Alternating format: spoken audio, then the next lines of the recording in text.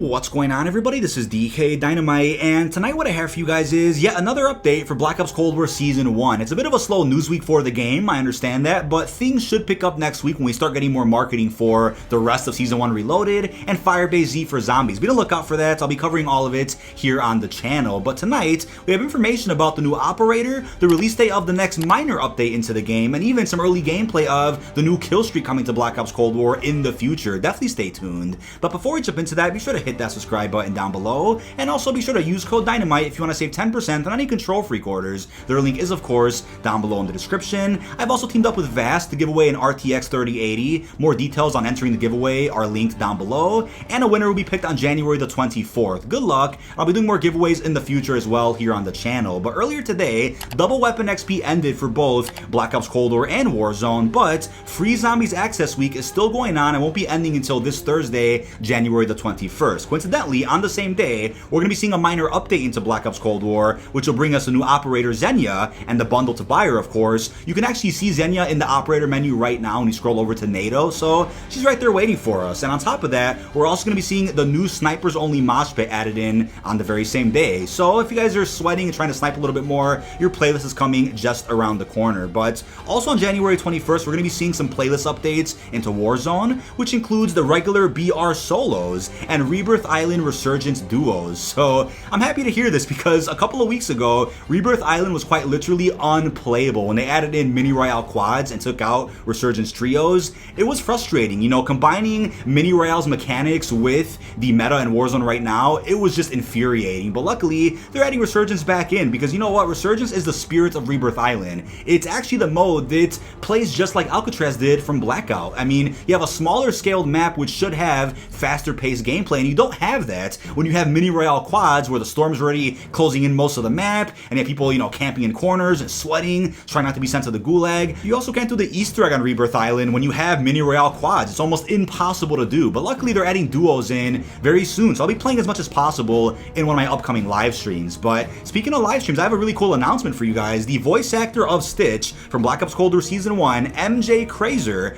has agreed to join me on stream this upcoming Sunday to play some Black Ops Cold War. So the spirit of Black Ops Cold War Season 1 is going to be enlightening all of us this upcoming Sunday. So really looking forward to it. Hopefully you guys can make it. And this is what I meant before by trying to expand my content even more beyond news, guides, information, or live gameplays. You know, trying to connect with not just more viewers, subs, and other YouTubers, but even the actors that make the game what it is. I'm very excited about this. And on top of that too, we also have the announcement of the Anime Assassin bundle coming to both Black Ops Cold War and Warzone next week, as confirmed by the Call of Duty blog. We also have an image of this bundle thanks to COD Tracker. So there you have it, more anime content for the dweebs out there that are still sweating with the other anime pack, the RPD, Diamatti Dual Wield. I see those purple tracers in just about every single lobby, so clearly something is working when it comes to anime microtransactions. I mean, it was pretty popular back during Black Ops 4 when they added in, I think it was the anime Mazu, and they added in some more anime stuff within Modern Warfare last year, which is of course usable in Warzone, but they're doubling down on that again this year with Black Ops Cold. We're adding in more anime content. But also correct me down below in the comments, there isn't a way right now to actually gift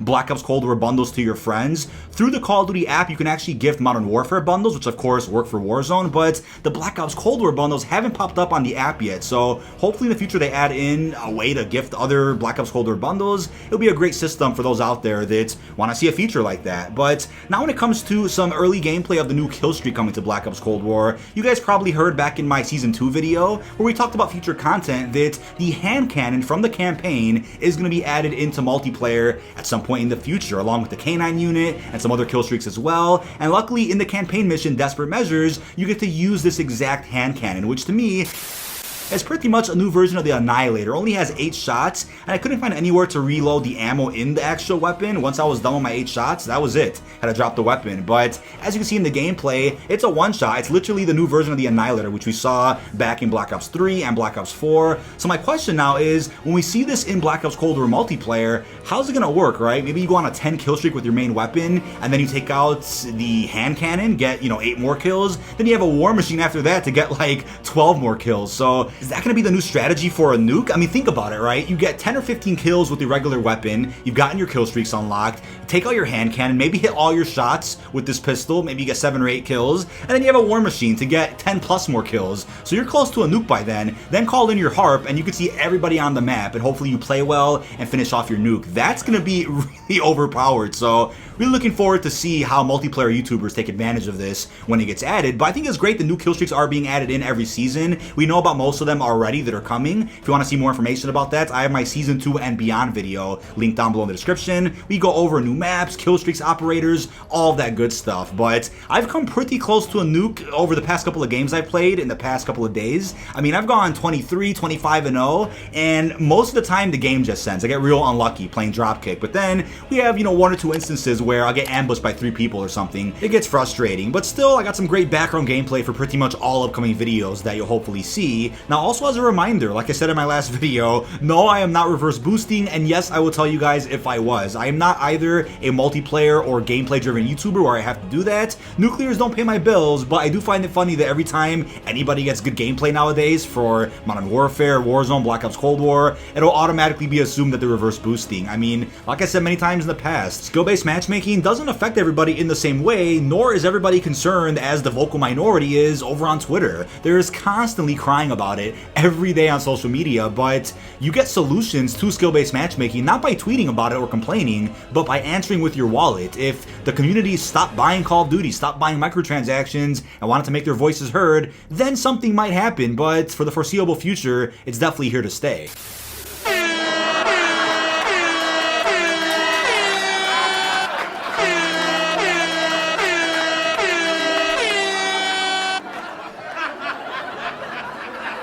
But we also have a real funny video that I saw. It was sent to me earlier today as somebody by the name of Brad on Reddit posted this real big split screen problem. So somehow on split screen, as of today, there is an unplayable glitch where enemies just become invisible. You can only see their weapons in their hands. So I'm not sure how this happened, but split screen just isn't it right now. And it's kind of funny how every year with Call of Duty, we'll see random core features just break. And I think for this year only, there has to be an exception. And that exception is, of course, the pandemic. Like I've been saying for so many videos now. I mean, Black Ops Cold War is the game that deserves pretty much all the exceptions possible. Sure, you could have said that they could have delayed the game. I get that. But obviously, they're not going to delay Call of Duty. It's just not going to happen. It's Activision, of course.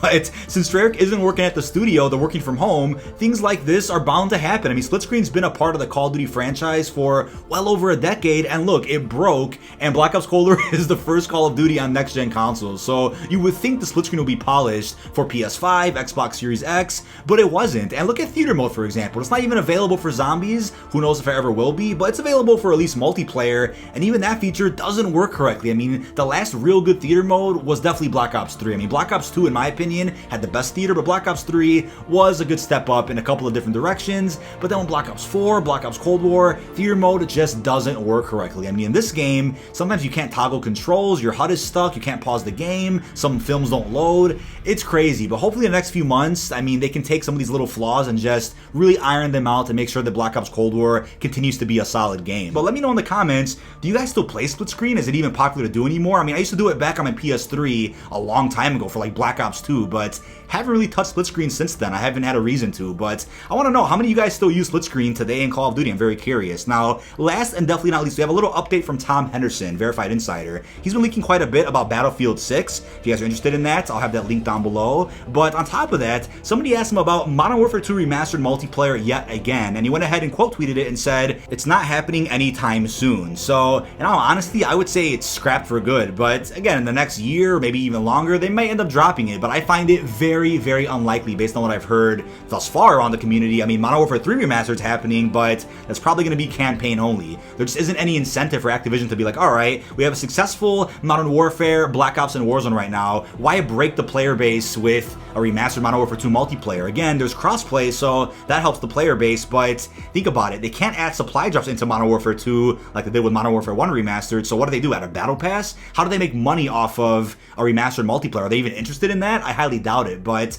I may make a video in the next week or so talking more about Modern Warfare 2 multiplayer. I have another update for you guys for those that were interested in the Black Ops 3 mod, which would have included Modern Warfare 2 multiplayer. That is 100% canceled, but for those that need more proof that it's not happening, I got access to the mod to prove that not only was very little content finished, but people that were in charge of that project, that without them the project wouldn't be possible, they left. So the project's dead in the water. So if you guys want to see more about that, I could have a video on that in the next couple of weeks. But that is about it. This has been dkdynamite. Leave our thoughts down below in the comment section. What are your thoughts on the new minor update coming to Black Ops Cold War? Will you be buying the Xenia bundle? And also let me know, are you going to join my stream this Sunday where we play with MJ Crazer, also known as Stitch? But real quickly, I also have a best class setup for the Mac 10 in case you guys are interested. It was posted by my buddy Mel. I'll have the video linked down below and as an end screen annotation in a couple of seconds. But really hope you've enjoyed, and peace out, everyone.